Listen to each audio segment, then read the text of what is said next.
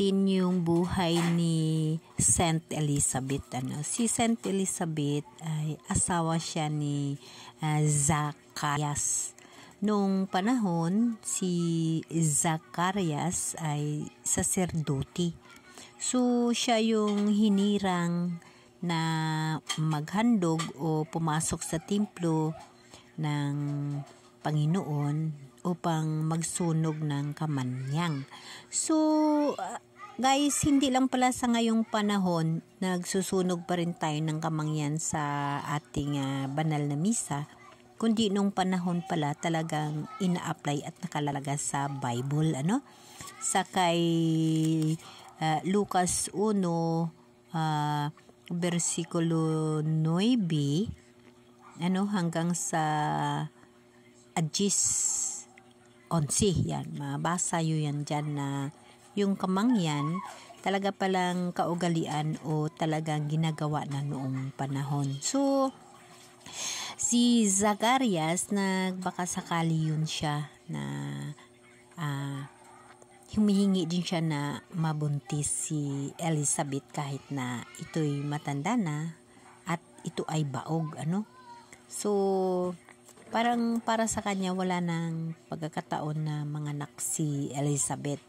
Ngunit sa panahon na habang siya ay nagsusunog ng kamangyan or insinso sa atin yan, sa ating mga kaalaman, ito ay insinso, yung mabango, napakita sa kanya yung anghel na si Gabriel at sinabi sa kanya na matupad na yung kanyang wish, na manganak ng lalaki, mabubuntis si Elizabeth at ito ay tawaging Juan.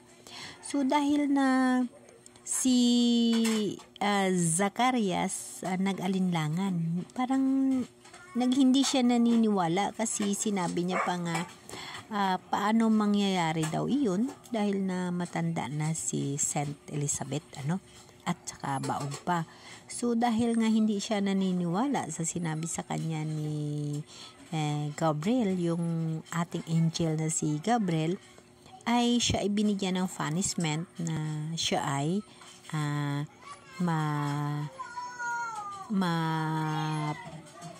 what we call this, yung hindi makapagsalita, pipi, hindi siya makapagsalita. So, nangyari nga, nabuntis si Saint Elizabeth at hindi naman makapagsalita si Zacharias noong panahon na yon. Kasi sinabi sa kanya ni Gabriel na angel na hindi manumbalik ang iyong pananalita hanggat hindi maipanganak si Juan Bautista. So, si Juan Bautista ay itinakdang manganak mauna sa ating mahal na Diyos dahil siya yung magbigay daan para sa kay Jesus Christ, at ginamit dito si Elizabeth na bilang ina ni Juan Bautista.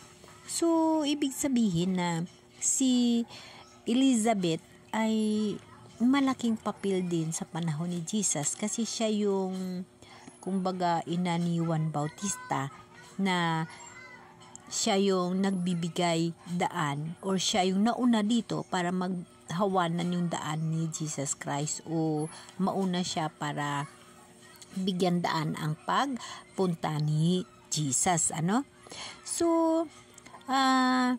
nung panahon na yun, si Elizabeth at si Mama Mary is magkamag-anak, magkamag-anak sila.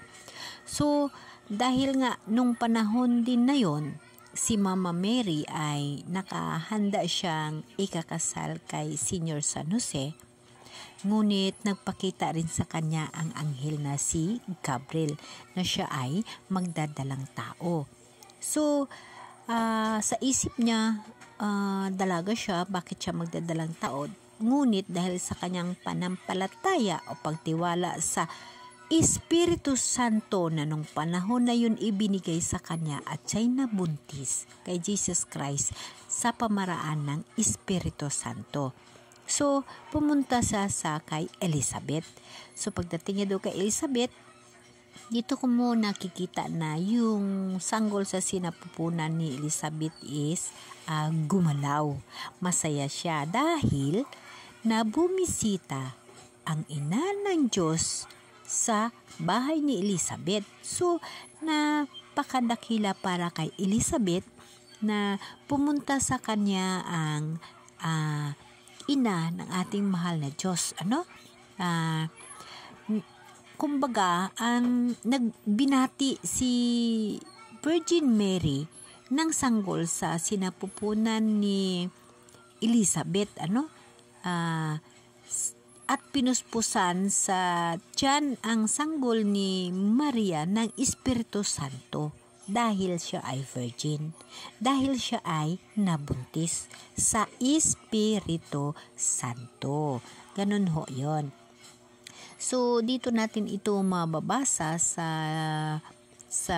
Lucas 1:42 hanggang sa 45. Dito ko rin nababasa ang mga ganitong bagay at dito nagpupuri at ipinagpala ang isang babae na si Virgin Mary. So, pinagpala siya sa lahat ng mga kababaihan dahil siya ang pinili na magiging ina ng ating Diyos.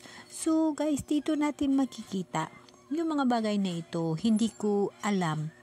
Alam ko si Mama Mary is anak niya si Jesus, ina siya ni Jesus, yun lang yung pagkakaalam ko.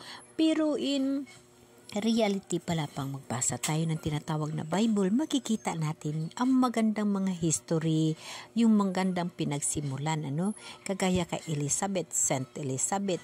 Tayong mga Kristiyano ay nanampalataya tayo sa ating mga saint.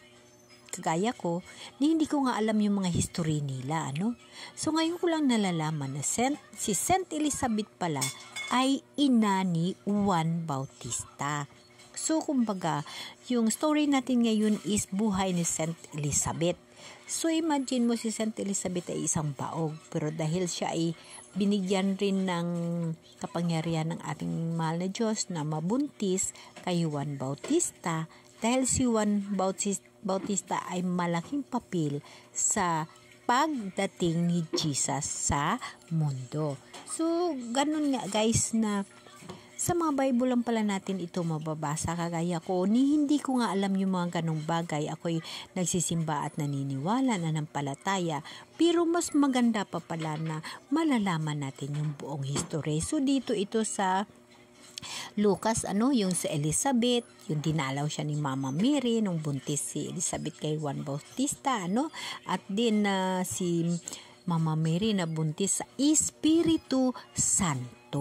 So, lahat tayo naniniwala na virgin si Mama Mary dahil nabuntis sa Espiritu Santo kay Jesus Christ. Amen.